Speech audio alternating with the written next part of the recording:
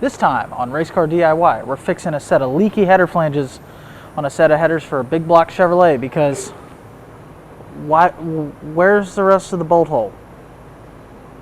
I need to know. Let's get to work.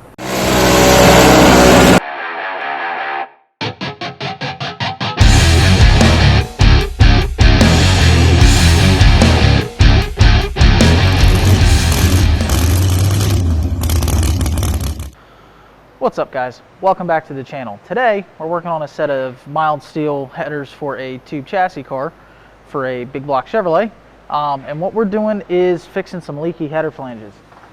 Now, as you can see, there's a hole missing. Well, part of the hole's missing.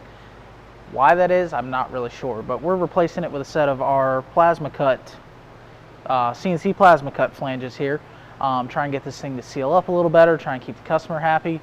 And the biggest thing with this is the customer already has the headers fit in the car. He's been racing it for a while, so we got to make sure that these headers stay in place, stay true, and make sure that we have very little variation in the tube placement, so that when they go back on the car, because we don't have the car, they brought me just the headers, making sure they still fit. So what we're going to do to solve that issue today is we're going to be taking the tubes off. We got them all mocked up here on a steel head, as you can see. We're going to be pulling them off one at a time with the collector still attached, cutting the flange off, bolting the new flange to the head, sticking the header tube back in and putting it in the flange. We'll weld the outside, then we'll bring everything back once they're done, weld the inside and true the flange. This guy should be good to go. So what we're going to do cutting these flanges off is we're literally just going to take our 3-inch cutoff disc and we're going to run all the way around the flange of the pipe, cutting the flange off the pipe and trying to cut as close to the flange as possible. That way we don't lose much, if any, of the actual header tube length, so we can weld these things back onto the new flanges and get this thing back together. So I'm going to start cutting.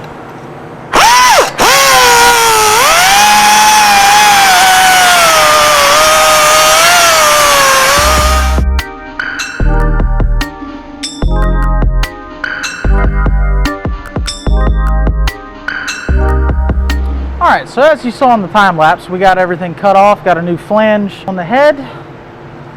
And what you want to make sure you're doing with these when you're doing this is bolt these things down and tighten these bolts up so they stay flush. And it really helps to hold it to a metal head. Some people hold it to a surface plate, but at least holding it to a head, something that it's going to be sealing to.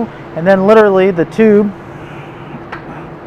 just drops into place. Now you can see we've also got our alignment here with the primary tube and with the collector, and along with the other tubes all still set, so we're good on that. I'm going to go ahead and weld this one, and then we'll go ahead and fit the rest, and I'll show you what we look like when we're all done.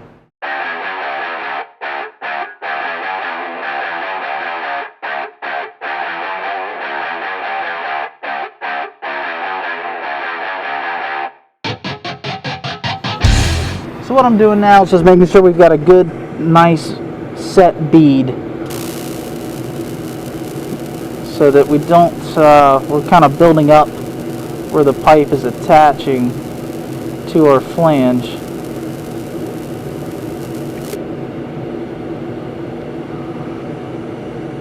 So I'm going to go in from one way, then we're going to come back in from the other, try and evenly distribute some of that heat.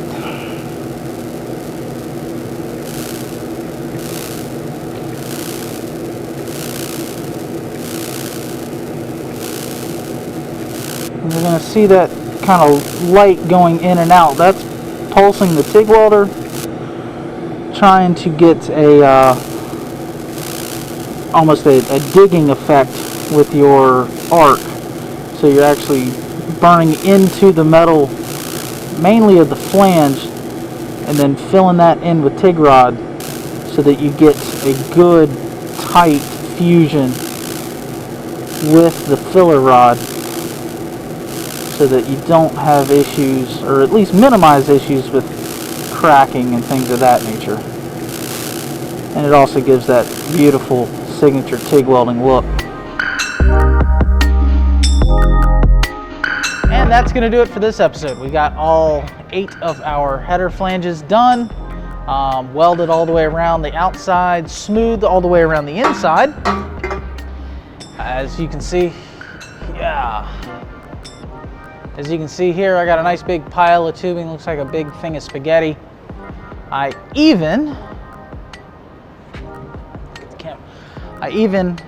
updated this customer's collectors to a set of O2 bungs so that he can monitor his O2s while he is changing this thing over to alcohol, which we may do some more on the channel with this coming summer as things try to warm up.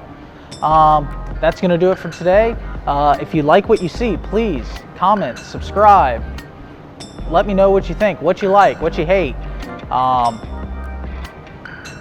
I know I gotta stop saying but anyways, this is, like I said, the new thing for me, and I'm trying to do it as much as I can with my busy work schedule. But if you like what you guys are seeing, post a comment, say hey down in the comments, let me know. I'm gonna talk to everybody I can, and we'll catch you next time on the next episode of Racecar DIY.